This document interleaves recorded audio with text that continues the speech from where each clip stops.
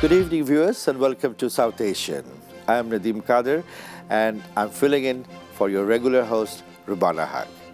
Economy plays a great role in the lives of people, and South Asia has been on the economic front in many issues. Bangladesh has made great strides, and today our guest is someone who's all about economics. He's Dr. Selim Raihan, the Executive Director of South Asian Network on Economic Modeling, SANEM.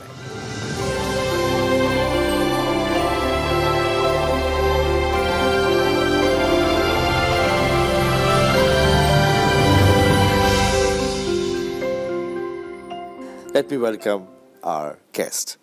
Dr. Raihan, welcome to this program. Thank you, thank you. As I was saying that South Asian Network on Economic Modeling, SANEM. First of all, let me ask you that you have all these degrees and working around the world, and you look very young to me.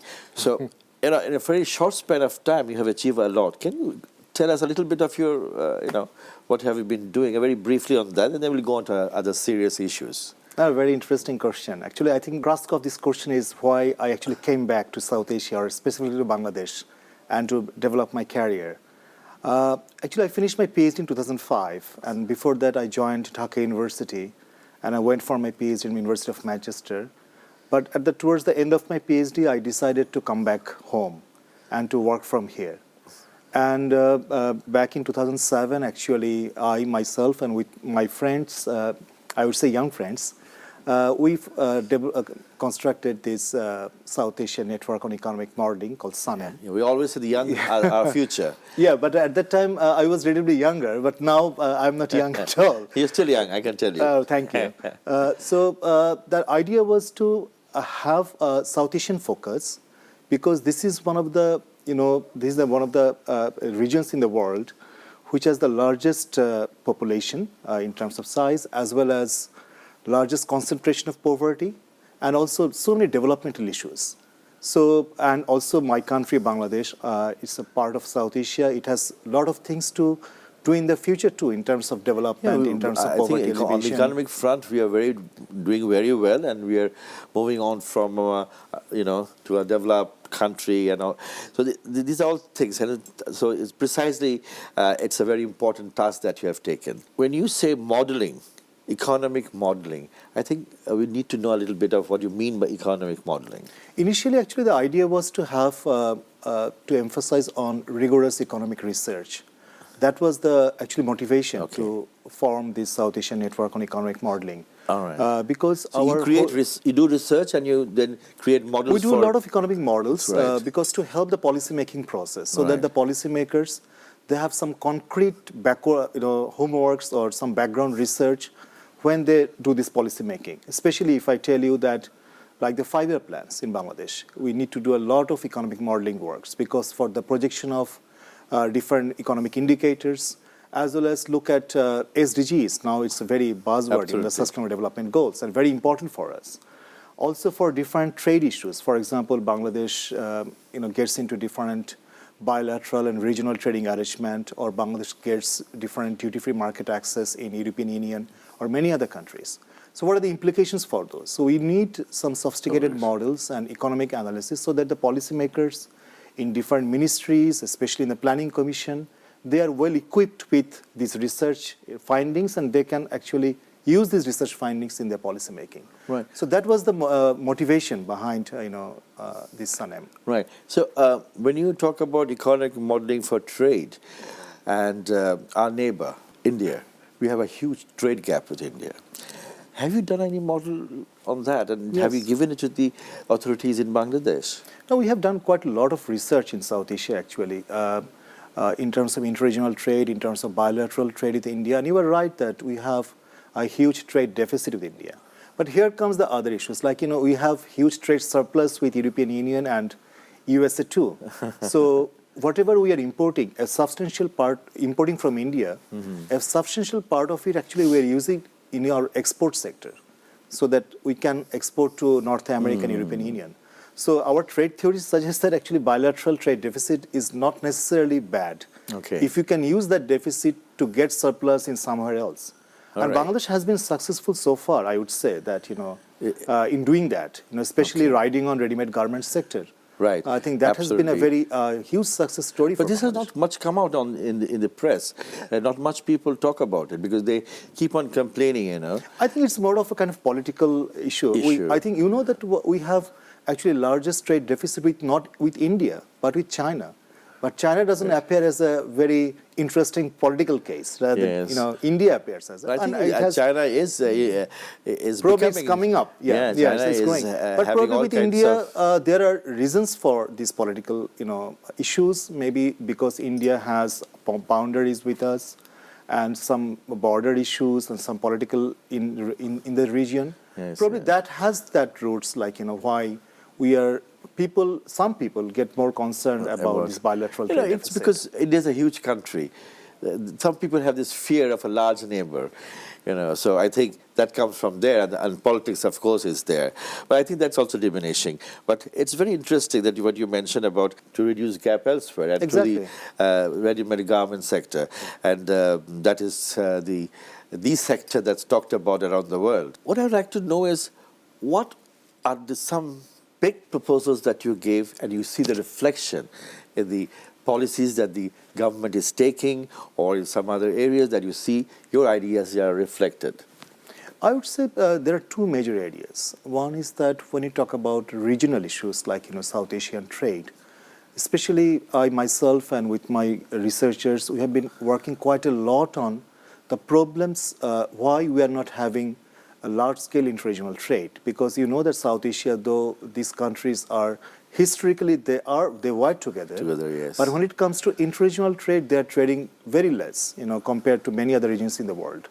So then our research, especially focusing on tariff, and there are many non-tariff issues, there are many trade facilitation issues. I think we have been, to some extent, very successful in raising these issues in the regional platform. Though SAARC is not that active, SAARC is not active, but at the bilateral front, at many other regional front, these issues have been discussed quite a lot, and some of these issues have been addressed by the policymakers. From Bangladesh, their exporters, they had and still have some complaints getting market access in India, especially when they try to export to India, and some of the barriers they face, especially tariff and non-tariff. Not tariff, but mostly the non-tariff issues. Barriers, yes. But some of these issues are being resolved, over the last few years. I think I can see some success in that. Yes, because I think the bilateral relations with India and Bangladesh have been extremely good over the last couple of days. Because if you see, one of the most experts say that having an understanding on how your borders will go is the trickiest thing. But we had a border demarcation agreement with India without any sound of disagreement we or also anger. Exchanged the enclaves. Yeah, we changed the, that's what I'm saying. We had borders definitely in South Asia. And people just moved in and out, and I think it's a great South Asia, success. I think the best bilateral relation now the countries have is between Bangladesh and India. Yeah, absolutely. So that is one area. The second area, I would say, it is very important, especially starting from the 6th five-year plan in Bangladesh since 2010. And we have been actually interacting quite a lot with the Planning Commission in Bangladesh. Development of the 6th five-year plan, the 7th five-year plan. Now we are working on the 8th five-year plan, which will start from 2021 to 2025. So in that case, I would say that many of the You're incorporating, I'm sorry to interrupt, but are you incorporating in your plans the Honorable Prime Minister Sheikh Hasina's vision of 2041, 2021 and all that? Do you plan keeping that in mind? Because I think, yes, of course. In those plans, actually, the major objectives are very much in line with the current government's development vision, especially becoming upper middle income country by 2031, becoming a developed country by 2041. But we also emphasize the fact that Bangladesh needs to do a lot of work, actually, to achieve those. Those will not come automatically. Yes. You have to invest quite a lot on human capital development. Yes. You have to invest quite a lot on physical infrastructure, elevation of poverty, inequality. So I think, I'm very much hopeful that, things will... We should be hopeful. We should be hopeful because you can't achieve everything in 50 years. So I think we will be achieving more. Dr. I will have to go for a short break. Sure. We'll come back and pick up where we left. Dear viewers, we have to take a short break now. Don't go anywhere.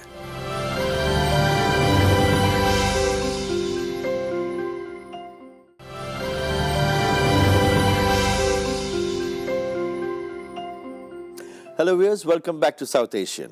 And as you know, today our guest is Dr. Selim Raihan. What I would like to ask you now is the young people that you're dealing with. I think that is very important because we are talking about demographic dividends Bangladesh is enjoying at this moment.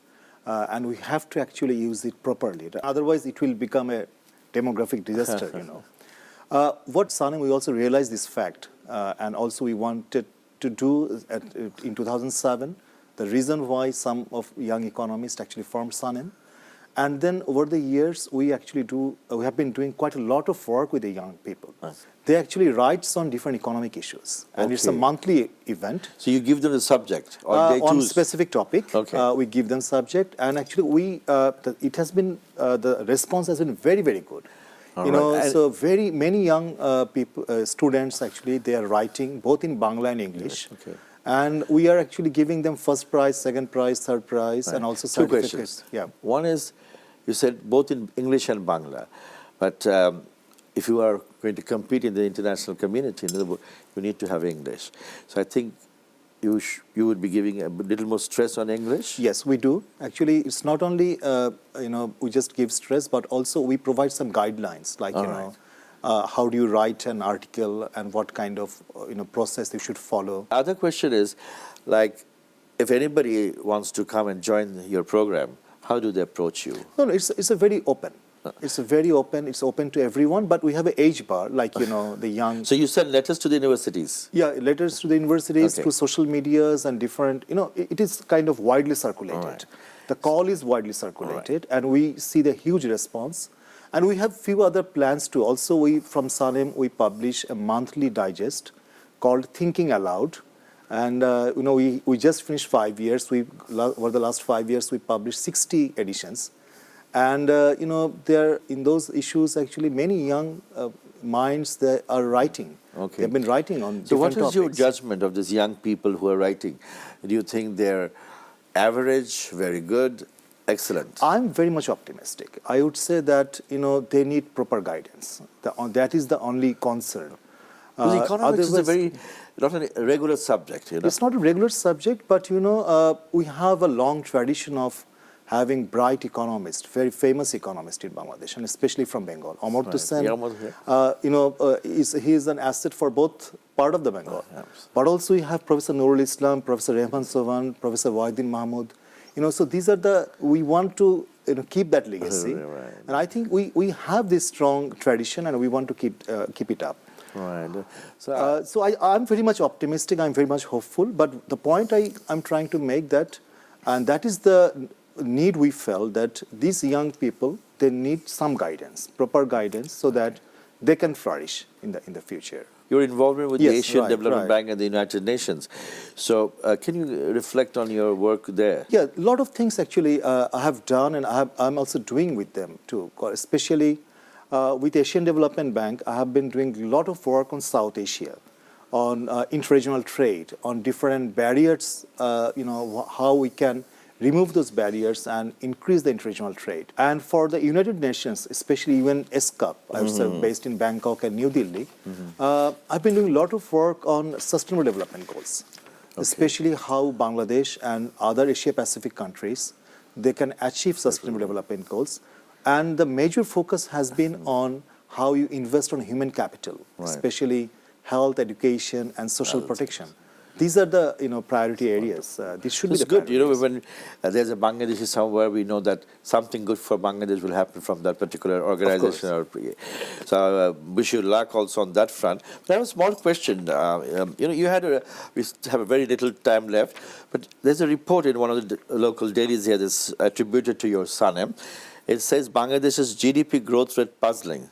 I think we have an official standing, we have an international and the World Bank and others that say, but what was puzzling in there? Because this was very much discussed. So I thought it's an opportunity to get to know about this. No, I think this is something, my submission would be like, this is a part of a healthy debate. I think this is something should be there. This kind of healthy debate, like, it's not that the official statistics and you can't challenge the official statistics. This shouldn't be the case. And I think what we have been trying to do from an economist perspective, like as a professional economist, we try to always look for consistency in the data. Like, if your GDP growth rate is like this, it should be consistent with other indicators in the, in the economic fronts, like your trade, like your other graph, investment. That has to be consistent. So I think from that perspective, we raised some concerns, and we are really seeking this healthy debate. Right. That is the main purpose, that to have a healthy debate so that we can achieve something much better. So you got a feedback from the Ministry of Finance and Planning that what is this GDP, as you had mentioned? We are getting feedback that our Honorable Minister, he also wants to have a bigger discussion. I think that's something very good. And what about the rest of the South Asia? I mean, you have worked in India and other places, the SANEM Yes, goes. sure. And what is the experience in rest of the younger people mainly? You find them as bright as Bangladeshis or even brighter? I can tell you one thing. It started from 2005. Every year, we are organizing, it's not solely from SANEM, but different universities in South Asia, and SANEM got involved into it later on. The undergrad economic students, they meet annually and they present papers. Okay. So last year, in 2018 actually, in January, SANEM organized that big event in Chittagong. Okay. Where so there were others from other South Asian countries? All the South Asian countries, and more than 70 students and 30 faculties. They came and they got and what was the output, eventually final Bangladesh, I give you the answer. Out of those 10 papers competition, Bangladesh owns 7. Whoa, wow, that's wonderful. And even this year, the same event happened in Sri Lanka, Colombo, Okay.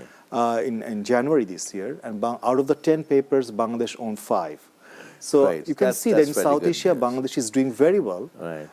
But I really want to say that because the opportunities, the future of the Bangladeshi students, especially the economics field, I can see they have very bright future.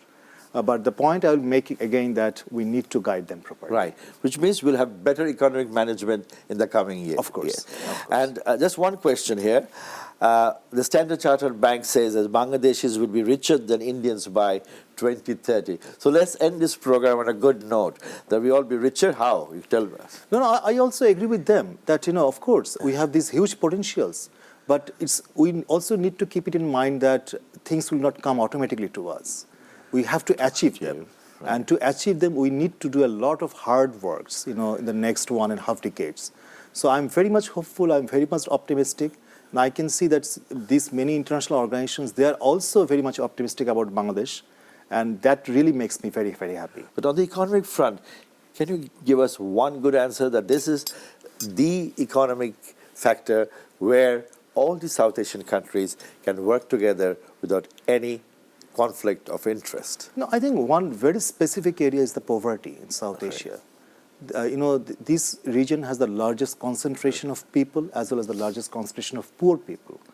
And, the World Bank's recent report shows that 5 countries in the world, they actually have more than 70% of the poor people.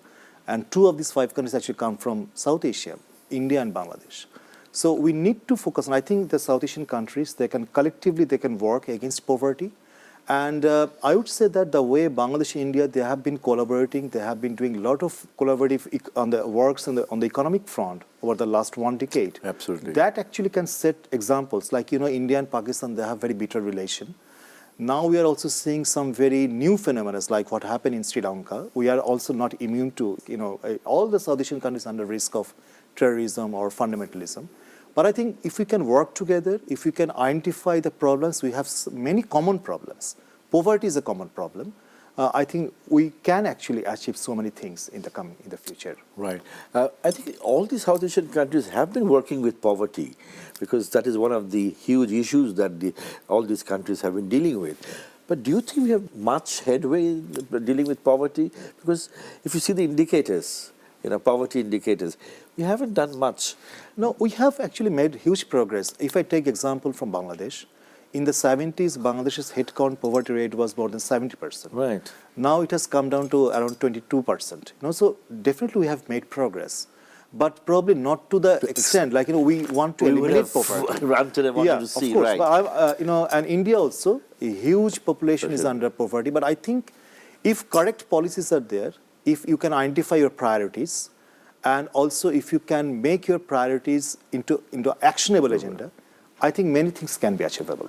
I think what I would like to do now is to end this program, because we have run out of time, with a good note. I was saying that Bangladesh will be richer by its big neighbor by 2030, and that looks like a very good news.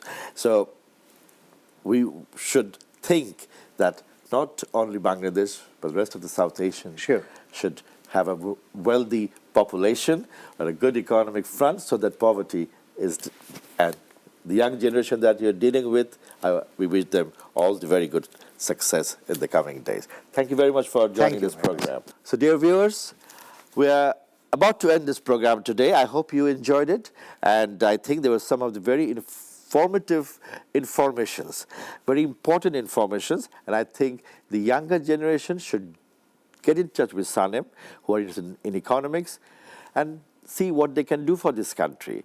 It's a country that has been successful over the past decade in its economic front. So we should all work together. I think SANEM is a good place. And of course, our South Asian friends could also join in. That is what SANEM is good about. And I hope you all have a very good night, and thank you for watching.